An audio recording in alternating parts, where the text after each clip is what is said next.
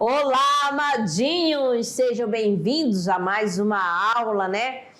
Aqui de língua portuguesa conosco, professora Márcia. Professora Alessandra, tudo bem com vocês?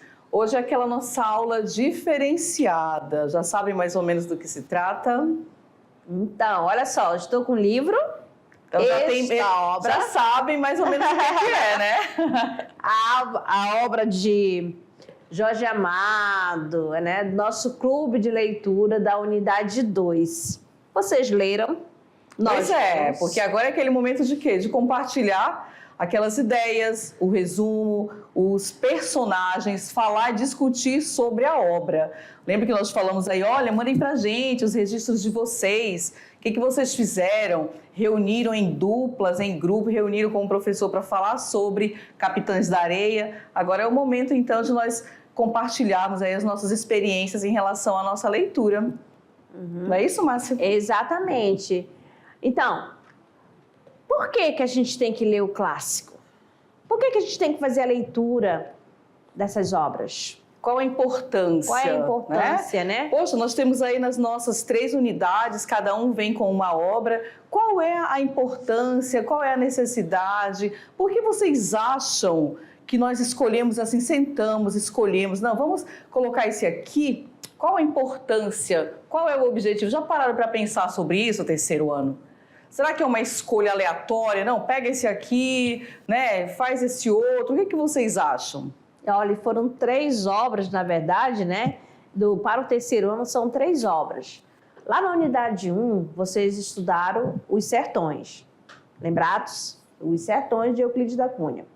Aí você vai analisar o contexto histórico dos sertões. Aí você vai fazer a relação a quê? O que está acontecendo naquele período? O que houve, né? E sempre os escritores da época eram o quê? Jornalistas, faziam cobertura, né? De todos os acontecimentos que passavam naquele período. E Euclides da Cunha foi fazer uma cobertura lá no sertão da Bahia, que até o momento ele não acreditava o que estava realmente acontecendo, né? Exatamente. Ele não tinha aquela visão Exato. dos sertanejos. E aí muita coisa chamou a atenção. Ele foi designado para essa cobertura e durante as observações que ele fez, chamou a atenção para aqueles acontecimentos. Então, não é só pegar e escrever a qualquer maneira, não. Teve todo um contexto por trás da sua obra. E aí, falando nessa questão do contexto, nós lembramos aí de quem? Do líder, falando lá da unidade 1 dos Sertões. Vocês lembram daquele líder que todos seguiam, Antônio Conselheiro? Então, pessoal, é importante deixar assim bem claro para os senhores que quando nós escolhemos as obras para que vocês possam fazer a leitura, ela tem todo um significado. Vocês precisam realmente sentar e fazer aquela discussão. Professor, é a questão da obra com o contexto. Será que ela entra também na questão das escolas literárias, daquele momento histórico? Isso é muito importante comentar, né, Márcia? Porque vocês já viram, né? Já ia chegar nesse ponto. É importante, porque de repente alguém fez a leitura e já observou, poxa, aquela leitura lá atrás da unidade 1 tem tudo a ver com a nossa aula de literatura agora. Exato, quando a gente iniciou o pré-modernismo, né, que não é nem classificado como uma escola literária. Mas é aquele período mas de é o período de acontecimento, lembram? né? E agora, aqui nós temos os Capitães da Areia, né? Jorge Amado. Também relata um fato que aconteceu também lá na Bahia, não é mesmo?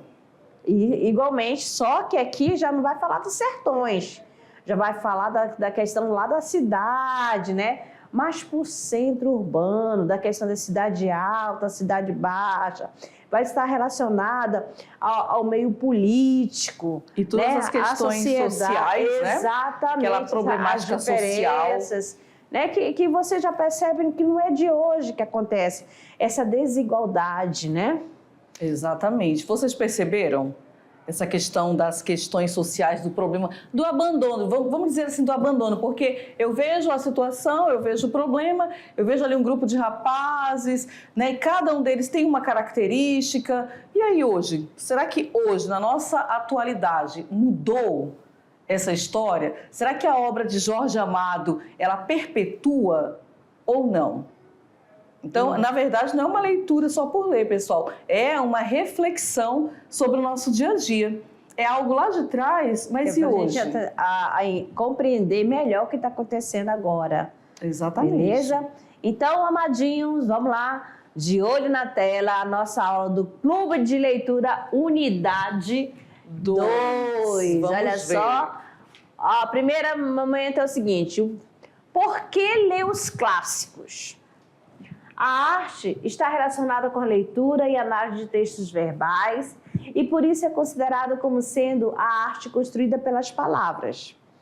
A literatura não tem o poder de modificar a realidade imediata dos leitores, mas é capaz de fazê-lo avaliar e reavaliar a própria vida e seus comportamentos. Por isso, digo uma coisa. Os clássicos são muito mal compreendidos. Eles têm um valor incalculável, não só para passar no vestibular, mas para nossa formação como pessoas. E algumas reflexões rápidas podem te ajudar a olhá-los de outra forma. Como agora há pouco a gente estava comentando sobre essa questão de ler as obras, né? Os clássicos. Afinal, por que ler os clássicos? Por que gostar deles? Não sei se vocês têm essa ideia, essa visão, ou se já fizeram essa pergunta. Professora, mas por que eu preciso ler, né, estes clássicos? Eles ajudam a melhorar a sua escrita e o vocabulário, inspiram a pensar, refletir e filosofar. Então, pessoal, principalmente a questão aqui do vocabulário. Se vocês pararem um pouquinho para perceber, o nosso vocabulário ele melhora quando eu faço uso da minha leitura, quando eu vou praticar. Percebam que algumas obras possuem uma linguagem um pouco mais rebuscada. E aí, quando você vai praticando, o teu vocabulário ele melhora, né? Universais e atemporais. A magia do clássico é que ele consegue descrever com muita precisão as pessoas e os sentimentos humanos. Por isso dizemos que são universais e atemporais. Percebem? Ele não tem, ele vale só para este ano. Não, vem os netos, bisnetos, avós, os pais. E aí quando você fala lá, por exemplo, de José de Alencar, Iracema, você vai saber a linguagem e do que ele trata. E aí, se ele vem carregado, como colocou aqui para a gente, a questão da emoção, refletir, pensar e filosofar. Exatamente. Os clássicos construíram as base para muitas e muitas das obras que vemos até hoje em dia. Como nada se perde, tudo se transforma, a influência que as grandes obras produziram na cultura contemporânea é gigante. E falando dessa questão, né, de melhorar a escrita e o vocabulário, o que vocês observaram na obra Capitães de Areia Capitães de Areia de Jorge Amado? Isso, Amado. Em relação à linguagem, como foi essa experiência?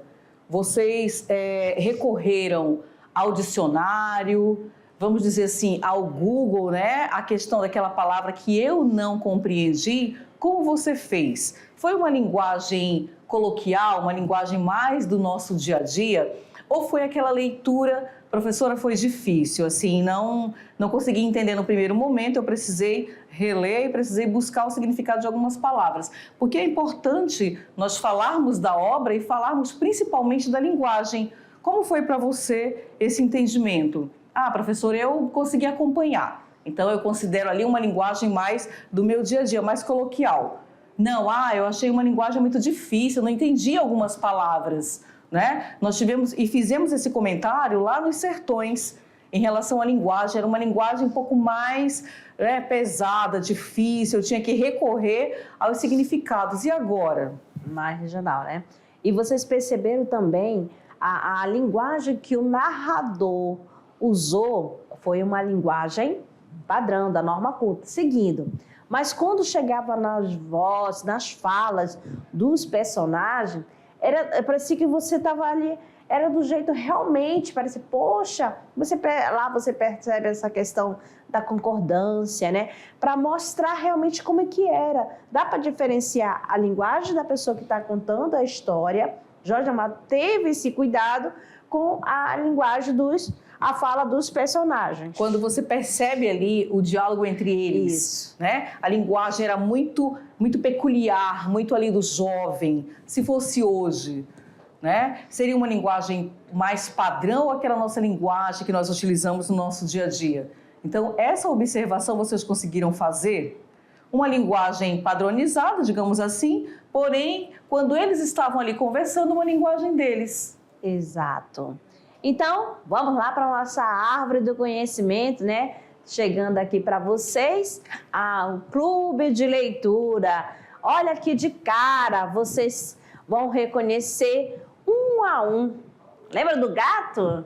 Quais são as características do gato na questão que marca lá dentro da obra, que marcou? Lembrou?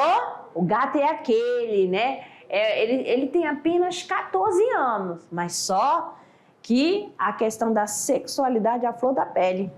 Olha aí. Olha, você já foi. Na verdade, eles todos, né? São meninos, o mais velho chega a 16 anos. Todos crianças, vamos considerar todos são crianças. E cada um com uma característica, né? Exato.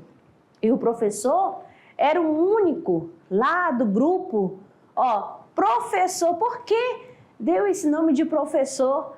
Porque ele que sabia ler. Quando acontecia algo, ele lia as manchetes, os fatos que apareciam naquele momento. E o Volta Seca?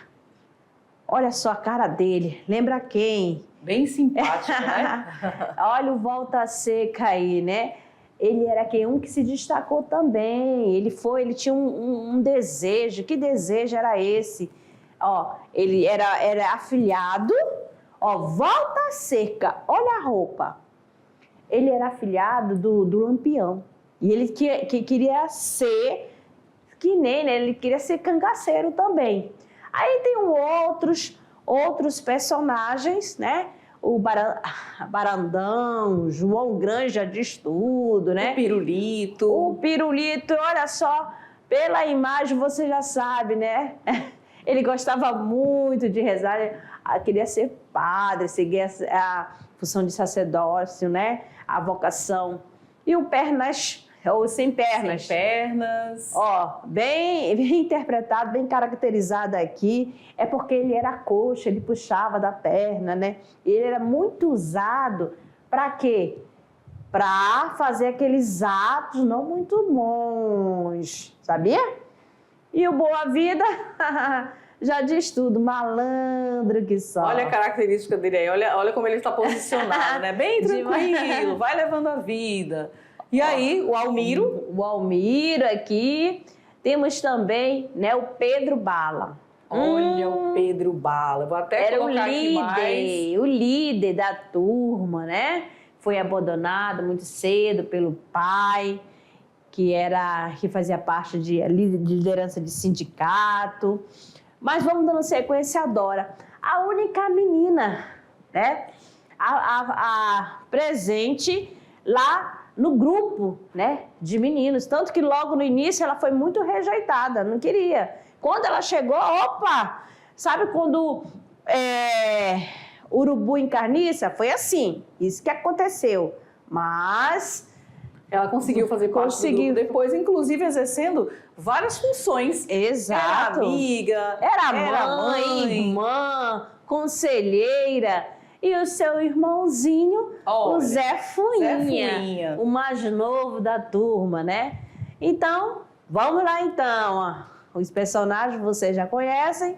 Agora, aqui várias versões, né, da obra Capitães da Areia. Quais vocês leram aqui? Qual é a capa? Vamos começar assim. Qual é a capa do livro de vocês? É esse primeiro aqui, Capitães da Areia, Jorge Amado aqui o segundo ou o terceiro, né? Jorge Amado, Capitães da Areia. Vocês tiveram acesso às histórias em quadrinhos? Como foi essa leitura? Porque cada um, de repente eu peguei o mais antigo aí, professor, e consegui fazer. Ou então vocês dividiram em capítulos, leram, discutiram. qual foi o que vocês... O importante é fazer a leitura, pessoal, né? Vocês encontrarem essas características, porque nós apresentamos aqui os personagens, mas vocês conheceram, quando você falar de Pedro Bala, né? Quem foi Pedro Bala? Será que ele foi o protagonista? Então vamos lá, falando do contexto histórico. O romance Capitães da Areia, ele foi escrito por quem, hein, senhores? Vocês já sabem, né? Jorge Amado, em meio a um contexto sociopolítico marcado pelo duro governo de Getúlio Vargas, o chamado Estado Novo. E aí, nesse espaço, o que acontecia? Tensão, perseguições e prisões eram constantes, tá? Durante todo esse período aí. Do Estado Novo, com certeza, você já assistiu às aulas do professor Beto, tá certo? Falando dessa questão do Estado Novo. Então, com a publicação oficial em 1937, né? Olha só a curiosidade, né? Exemplares do livro chegaram a ser queimados em locais públicos. Exatamente. Dando tom do clima político. Exatamente. Tinha muitas coisas que aconteciam que não era como agora, não, Amadinho. A gente não tinha essa liberdade, não. Jorge Amado foi membro do Partido Comunista Brasileiro, deixando muito claras as suas visões políticas ao longo de seus romances. E sempre aqui tratando algo que acontecia no momento, né? Então perceba que foi um momento bem conturbado, né? Então, em 1937 lança a obra e aí muitas foram queimadas e por conta de toda a situação que ocorria. Então, por isso que é importante ler e situar essa leitura àquele contexto histórico. O que acontecia naquele momento? E aí dá para a gente começar a entender algumas coisas relacionadas à obra. Olha aí, né? Sobre o autor, Jorge Amado, nasceu em 1912 e faleceu em 2001. Um dos maiores representantes da ficção regionalista, que marcou o segundo tempo modernista, né, relacionado à prosa, tá? Sua obra é baseada na exposição e análise realista dos cenários rurais e urbanos da Bahia. Traduzido para mais de 30 idiomas e detentor de inúmeros e importantes prêmios, o escritor teve vários de seus trabalhos adaptados para a televisão e o cinema. Entre eles, vocês já ouviram falar do filme Dona Flor e seus dois maridos? Tem várias versões. Gabriela e Cravo e Canela. Frequentador do candomblé, desde muito cedo, Jorge Amado tornou-se amigo de Par de Santo, perseguido pela polícia. Em seu livro Jubiabá e Tenda dos Milagres, esses fatos são relatados. Mas aqui também, no Capitães da Areia, você percebe também essa questão da religião, né? Da religiosidade. Então, Jorge Amado fazia questão, né, da valorização, né, da religião. Entre suas obras adaptadas para televisão, cinema e teatro estão, olha lá, Dona Flor e seus dois maridos, sempre a gente ouve alguma coisa a respeito. Não sei se vocês já ouviram, Dona Flor e seus dois maridos, e também Gabriela, Cravo e Canela, Tenda dos Milagres e Tieta do Agreste. Já ouviram falar na Tieta do Agreste? Então, todos relacionados aí ao nosso Jorge Amado. Valorizando a sua cidade, a sua região, né? A questão do Nordeste, né? Tudo, tanto da cidade, tá bom? Quanto também as cidadezinhas do interior. Capitães da Areia é uma narrativa de teor comunista declarado, na qual Jorge Amado denuncia em sua percepção os males de uma sociedade que, sendo marcada pela lógica capitalista, vira as costas para aqueles menos afortunados. Então, quando nós falamos para vocês as questões sociais, olha aí, né? Jorge Amado faz uma denúncia. E aí essa denúncia, ela vem mostrar o quê? Aqueles menos afortunados, né? Aqueles que realmente ficavam à margem da sociedade, percebem? E eram desprezados, né? Logo no início, na introdução do livro, né, na verdade, o livro é introduzido por várias cartas, né, remetidas à redação. Aí tem os temas, né, vou dar uma relembrada aqui, que fala as crianças ladronas. Lembra lá quando iniciou, aí relatando o que acontecia. Carta do secretário do chefe da polícia à redação do Jornal da Tarde. Aí tem outra, carta do juiz de menores à redação do Jornal da Tarde. Então, carta de uma mãe costureira à redação do Jornal da Tarde. Então, vai relatando, são várias cartas. A carta também do padre José Pedro, que era um dos que ajudava as crianças. Teve até um certo momento que ele conseguiu levar as crianças ao parque. Olha a alegria, né? Que ninguém ligava para as crianças. Nesse momento, o padre sempre ajudava no que fosse possível. A tentativa de conscientização por parte do autor em relação ao leitor, a nós, né? Que fizemos aí a leitura. A obra que, do ponto de vista literário, narra as aventuras de meninos de rua lutando pela sobrevivência. Pelo viés sociológico, escancara feridas de um sistema econômico, político, social problemático. Tais denúncias não passariam despercebidas aos olhos rígidos do Estado Novo. Então não foi fácil, né?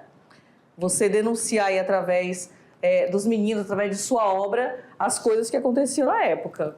Então a narrativa, né, o foco narrativo, é feita em terceira pessoa, com o narrador externo e onisciente, que assume uma postura engajada, né, de esquerda, em defesa dos pobres e da liberdade. Tem uma justaposição de ações circunstanciais, denunciando as injustiças sociais ligadas às crianças abandonadas e à pobreza, e narrativa dinâmica, com ênfase em episódio de ação românticos. A estrutura da obra, Capitães da Areia. Olha lá. Temos a cartas, a redação, a reportagem e 5 cartas, todas fictícias. Sob a lua, no velho trapiche abandonado, e ali se vê em 11 capítulos. Noite de grande paz dos teus olhos. 8 capítulos. Canção da Velha Bahia, Canção da Liberdade, 8 capítulos também. Essa leitura aqui, pessoal, sendo comentada com vocês lembram? Lá, quando fala sobre a lua no velho trapiche. Viram a questão também de Noite de Grande Paz, Canção da Velha Bahia. Então, ali está como está dividida a estrutura da obra, tá? Capitães da Areia. Estilo e linguagem, né? Estilização literária da oralidade popular, exploração do lirismo, né? Prosa poética, sátira paródica da linguagem pomposa e registro coloquial culto, que no caso do narrador, e registro coloquial popular com os personagens, são as falas dos personagens. Espaço e tempo. A ação se passa basicamente no espaço urbano, perceberam? Né? Aquela questão mais urbana, enfatizando o quê? O regionalismo em aspectos físicos, sociais e culturais de Salvador, Bahia. A ação concentrada entre o verão e o inverno de 1928, com pequenas incursões no tempo psicológico das personagens. E o gênero, né? O gênero é romance social e romance de formação, neorrealismo, regionalismo e realismo socialista, tá certo? O novo realismo, com a mudança, mostrando realmente as coisas que aconteciam, né? Nesse período lá da geração de 30, que vai chegar a uma aula, né, que a gente vai focar nesse neorrealismo, regionalismo. E aí vocês vão lembrar, né? Jorge Amado e sua obra. Temas: a infância e a solidariedade dos pobres. Também encontramos a opulência e a insensibilidade social dos ricos. Então, olha aí, pobres, ricos, né? A discriminação da cultura e da religiosidade popular. A luta e a conscientização política dos marginalizados. Então, olha ali, quando fala na questão da denúncia, a luta, a discriminação, né, na questão da cultura e da questão religiosa também. E aí a insensibilidade dos ricos, a infância, mas tratada de que maneira? Muito pobre. E aí, nesse muito pobre, aconteceram fatos, né?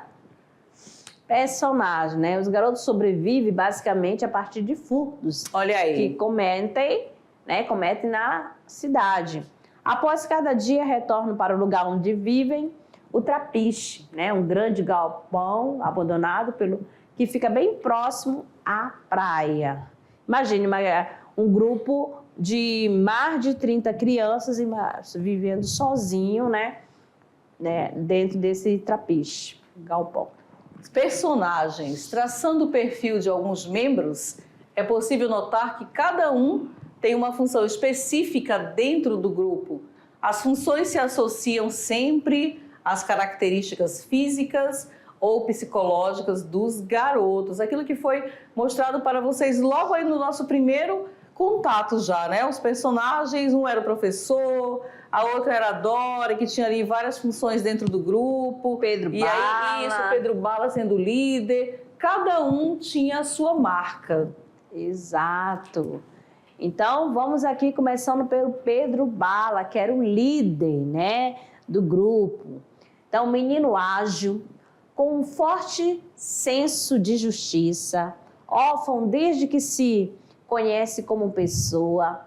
Bala sabe sobre o passado de seu pai, um líder operário assassinado durante uma greve. A informação é trazida por João de Adão, organizador de greves, que apresenta a Bala os ideais das lutas dos trabalhadores.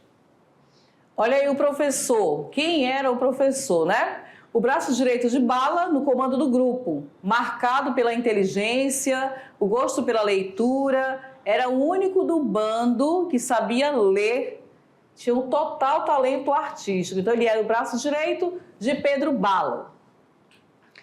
Gato é dotado de malandragem, tem a sexualidade aflorada, se envolvendo ao longo da obra com uma prostituta mais velha que ele, no caso, a Dalva. Vocês estão aí acompanhando, né? Sem pernas. Era o personagem mais complexo na obra. Seus conflitos internos, ele tinha muitas questões internas, né? São demasiadamente mais profundos que os dos demais. O apelido remete a uma deficiência física. Volta Seca. Olha o Volta Seca aí. É a representação da cultura sertaneja. Admirador declarado do cangaceiro Lampião. Tem atitudes que fazem os próprios capitães sentirem medo. Olha o João Grande. Pode ir lá. João Grande é amável, dócil, por isso é marcado pelo cuidado com os mais frágeis dentro do grupo. Boa Vida. Por que será, né? Boa Vida tem uma malandragem diferente da do Gato. Enquanto este usa seus dotes para conquistar mulheres, aquele se esquiva do trabalho, prezando pelo constante descanso. Sabe aquele malandro que fazendo só quer isso aí, né? Boa vida. Boa vida, não quer, vamos falar assim, não quer nem nada, só quer o bem bom, nada de trabalho, mas só ter aquela boa vida, só um descanso. E o pirulito? Pirulito é a instância religiosa da narrativa. Seu sonho é ser padre. Tá ali, ó. Então, pirulito, padre, já lembro. Pirulito tinha esse sonho, né? Dentro ali da obra. Dora é a única menina do grupo. Seus pais haviam morrido em decorrência de uma epidemia de varíola, né? Doença chamada popularmente de bexiga. Ela entra para o bando, a princípio, a contragosto por parte dos garotos. Com o passar do tempo, ganha o carinho e a admiração de todos, já que passa a exercer o papel de cuidadora. Uma analogia direta à figura de mãe, né? Porque os garotos, né? Os meninos lá, os capitães da areia, ele tinha essa carência, né? De mãe, carência materna. Dora e Pedro Bala iniciam-se o quê? Um romance. Viras à parte, né, do romance entre os dois. O fato dos protagonistas serem crianças traz o foco da leitura também para a questão da perda da infância. Os poucos adultos que surgem na obra são apresentados como elementos associados às crianças. Sempre haverá alguma relação de ligação com elas. Com linguagem objetiva e acessível, o livro é uma espécie de manifesto pessoal contra as desigualdades inerentes aos modelos político e econômico contemporâneo. Exato, como falou lá, né? Essa desigualdade social. Por que muitos têm, né? Tem e outros sem nada, praticamente na mesa.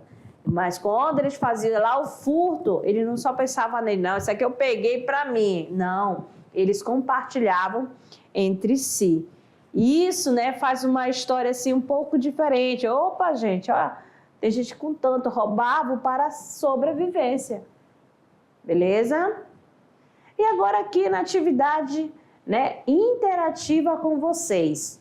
Nós trouxemos aqui alguns questionamentos para você. No caso, o que mais chamou a sua atenção no livro Capitães da Areia? Isso, o que ficou mais marcado ali para vocês? E se você pudesse, você mudaria algo na história? Então eu fui lá, fiz a minha leitura e aí esse ponto aqui chamou a minha atenção. Mas se eu pudesse, eu mudaria isso aqui. Por quê? Ou então não, eu concordei, eu acho que é isso mesmo e hoje eu consigo enxergar na minha realidade que acontecem coisas que estão presentes na obra. Percebem? O que acrescentou na sua visão crítica, no seu conhecimento denominado bagagem de mundo? A leitura de Capitães da Areia acrescentou em você alguma reflexão? Quando você fala ali, pessoal, em bagagens de mundo, o que eu trago durante a minha vida? Eu que sou estudante, né, do 3º ano do ensino médio, mediação tecnológica, eu tenho uma bagagem. Exato, o seu conhecimento prévio, o seu conhecimento de mundo. Essa é a sua bagagem. A interação com os outros leitores e a mesma obra traz uma discussão prazerosa? Como está sendo para você este momento? Este momento assim. É que aí, com certeza, vocês estão aí. Estão no círculo? Como é que estão aí fazendo essa análise do... Isso. Como é que foi essa articulação, né? Fizemos a leitura e aí falamos assim, Capitães da Areia nos remete a uma questão de reflexão, porque automaticamente você lembra que é uma denúncia. E aí quando nós falamos em denúncia, denúncia de quê, professora? Quais foram as questões, né? Dá para você fazer tópicos, né? Exatamente, tem vários pontos que vocês podem colocar e fazer a reflexão sobre ele, percebem? Então, Jorge Amado, Capitães da Areia, todo aquele grupo ali que eram as crianças, à margem da sociedade. E aí, quando nós falamos à margem da sociedade, será que tinham olhos para eles? Ou não? Então, assim, é um ponto realmente para refletir. E aí, esta obra mudou a sua vida, mudou o seu pensamento em alguma coisa? Trouxe uma bagagem a mais, contribuiu? Então, quando nós falamos lá no início da aula sobre a escolha das obras, é isso. Vejam o quanto tem para a gente trabalhar em cima. Exatamente. E lembrando, né, que alguns do grupo, né, lá do grupo desses meninos, Capitães da Areia, tiveram um final completamente diferente. Não é porque que eles moravam na rua que eles continuaram sendo moradores de rua. Por exemplo, o professor, a intenção era ser artista. Ele foi atrás do seu sonho, tá certo? Ir à luta, né? Foi. E o Vidas Secas também foi atrás, ele tanto, né, queria ser cangaceiro e conseguiu ser cangaceiro. E você? Né? Qual é o seu sonho? Então, exatamente. Tá vendo? Rodamos, falamos, discutimos. E o seu sonho, qual é? Tá certo? Então, amados, ficamos por aqui com a obra, né, Capitães da Areia, de Jorge Amado.